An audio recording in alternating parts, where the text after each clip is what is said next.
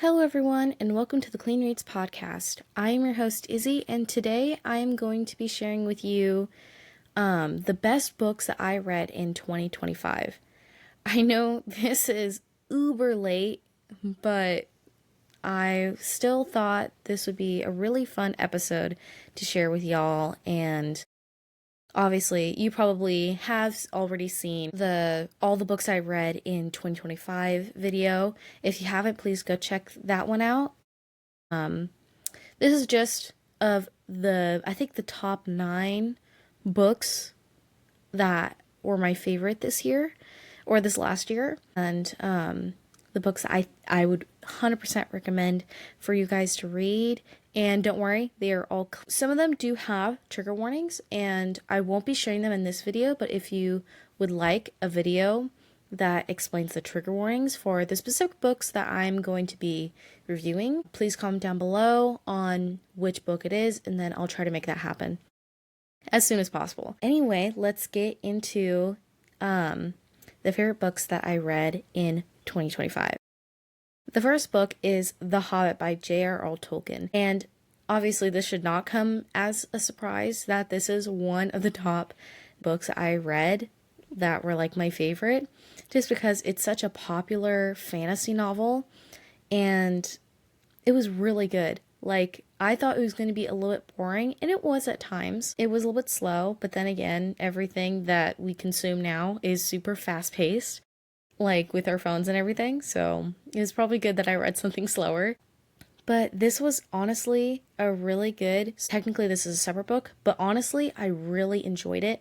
I feel like girls would enjoy this more, and beginners to the J.R.R. Tolkien world, because it is really sweet, it is endearing, it has a lot of action in my opinion. Obviously this is 5 stars. Pretty much everything that I'm listing in this video is 5 stars. I don't think there is a single book that I rated that wasn't 5 stars in here. Highly recommend, especially if you love fantasy. And if you are looking for like a slower paced classic, this might be the one, because it is very... The next book was Keep the Lost Cities, book 1 by Shannon Messenger.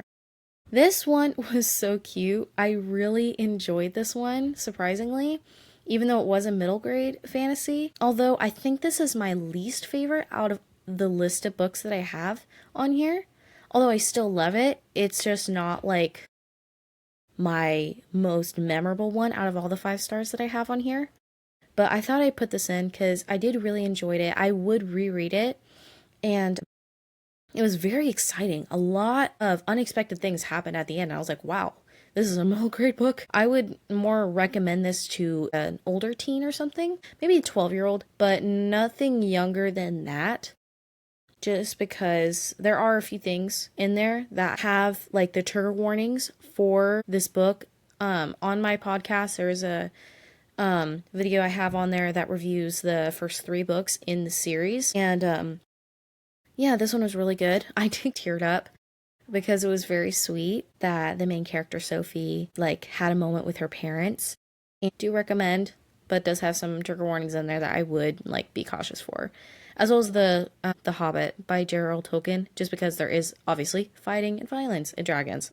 Number 3 is Cinderella's Dress by Shauna Slayton. This was a wonderful retelling. I have not had the best of luck with retellings, but this one was a really, really great one. It was really cute. The reason why I picked this one up was because I broke my foot over the summer. I had a lot of extra time, so I picked a bunch of audiobooks, and this was the first audiobook that I listened to, as well as the next 2 books I'm going to be talking about that were audiobooks, but they were a great audiobook. The narrator for them is amazing, and I highly recommend listening to them. They're on Hoopla if you were wondering where to get them. Not sponsored, by the way. I feel like I have to say that just because it's like, oh, I'm getting monetization. No, I'm not. I am broke. I'm just kidding. It's a wonderful, like, World War II Cinderella inspired retelling. I love Kate and Johnny Day. Mwah. They are perfect characters. I love them to death. They are so cute as a couple. I'm not gonna lie. The next one is actually the sequel to Cinderella's Dress, is Cinderella's Shoes by Shauna Slayton.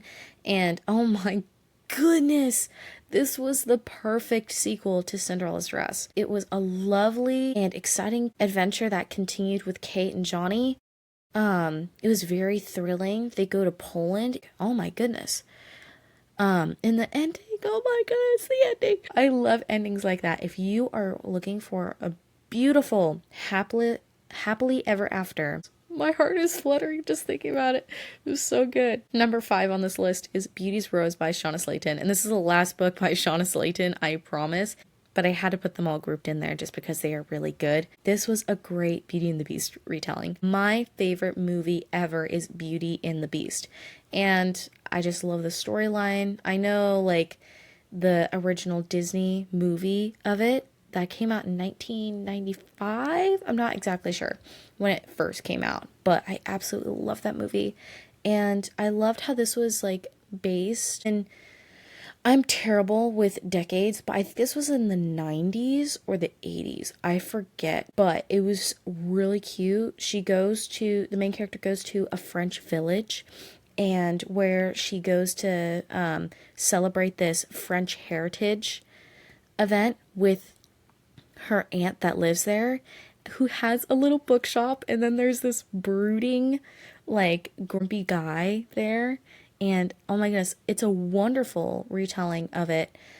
The grumpy sunshine trope, it is possibly my favorite trope to read, just because I think it's so cute how she's like the bubbly sunshine girl, and then he's like the grumpy, like, smolder kind of guy. The next one is The Fall by Allison Kennedy. Now, this is the sequel to The Crush by Allison Kennedy, the second book in the Ballad of Emery Brooks series. And this is a series that I feel like is very underhyped. Not that many people know about it. I found this randomly on Goodreads, and I'm so happy I found it. It is a very deep Christian romance that is full of hope and love and wanting to seek God before your own desires, and trusting in him when everything feels like it's falling apart in front of you. And I really enjoyed it. It's so redemptive, and she deals with depression, and the main character, Emery, she deals with depression in this one because of what happened in the result of the ending of The Crush, the first book, and her search with God while dealing with grief and everything. It's a wonderful story. Please go read it. It's so wonderful. I love it. 1000% go get this right now. It's a great book. Number 7 is Thin Air by Kelly M. Parker. Wow. This was a fantastic thriller. When you step onto this turbulent mystery, you will disembark confused and just wanting more of this story because it is so thrilling. I've never read, like, I'm not a huge thriller person. I have read The Naturals by Jennifer Lynn Barnes, but oh my goodness, this was 10 times better than The Naturals. Trust me when I say it is claustrophobic in a good way, like you feel like you're trapped inside the plane with them. And that's the whole point of the story, is that there's these, like, I think there's like 10 teenagers on this flight so that they can try to win an award for a competition and get to the college of their dreams. And there's a serial killer on board. That is an awesome storyline. Like, you have to go read it. It's awesome. Please go read it. I don't know how people don't know that much about this book. It's amazing. I highly recommend it. There are there's quite a bit of trigger warnings for this one, and I might do a comparison video between The Naturals by Jennifer Lynn Barnes and Thin Air by Kelly M. Parker. So if you would like that, please let me know. Number 8 is Terms and Traditions by Morgan Taylor. Jessup Reach. I'm probably butchering that last name. I actually got this arc in the beginning of November. No, I got this arc at the ending of October. And I was hesitant on reading this book, even though I did get the arc and I was going to read it anyway. I was hesitant on reading it just because I wasn't expecting too much. But oh my goodness, this was such a sweet book. The characters were so sweet with each other. The main couple, they were like pining each other for years. I think there's like a slight age gap though, which I think it's like 6 years or something. But Man, the redemption that's in here in this really cute, swoony Christian romance is perfect. And I'm not just saying that because it's an ARC read.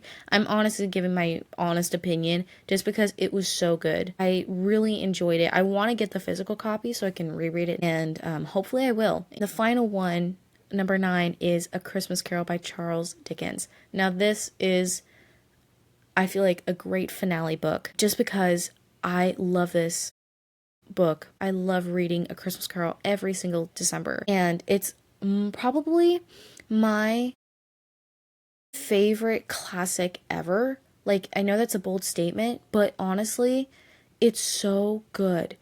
I read it every single year in December, and it just gets me in the Christmas spirit every single time. And obviously, there's like really nothing in here, and it really is a fantastic classic that follows, obviously, Ebenezer Scrooge. I could read it over and over again.